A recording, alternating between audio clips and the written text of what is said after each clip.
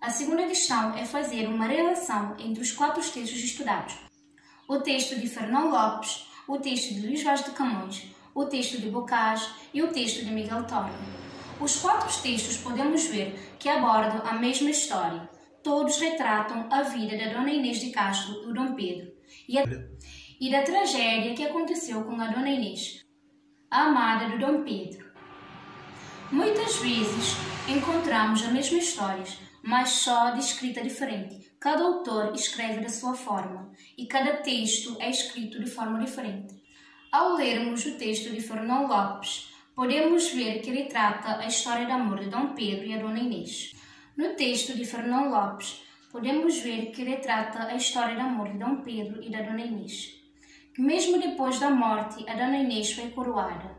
O Dom Pedro mandou desenterrar a Dona Inês e coroou-la e tornou-a a rainha de Portugal. E no texto de Luís Vaz de Camões, podemos ver uma diferença. É que no texto de Luís Vaz de Camões mostra que a Dona Inês foi morta no Rio Mondego. E na verdade ela não foi morta no Rio Mondego. É só uma literatura, é só uma história recriada, é só uma interpretação diferente. No texto de Bocage, podemos ver que coincide com o texto de Luís Vaz de Camões, porque no texto de Bocage podemos ver também que a Dona Inês foi morta no Rio Mondego. E já no texto de Miguel Torga, podemos ver uma diferença, é que o texto de Miguel Torga já nos apresenta em forma de poesia. E no texto de Miguel Torga, podemos ver uma marca da intertextualidade, que é a comparação Alguns autores dizem que a Dona Inês foi morta apunhalada, mas na verdade ela foi decolada.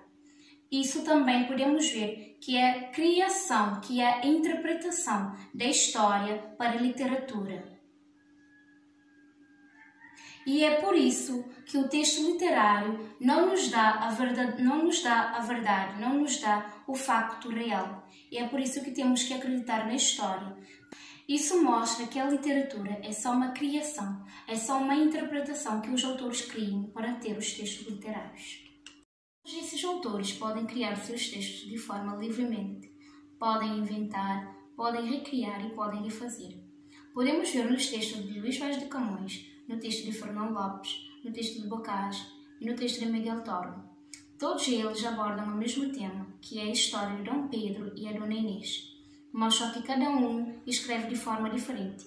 Ao lermos os textos, podemos ver que cada um deles retrata a morte e a vida da Dona Inês de forma diferente, com alguns algo em comuns. Só que há diferenças. Podemos ver no texto de Camões que ele diz que a Dona Inês foi morta no Rio Mondego.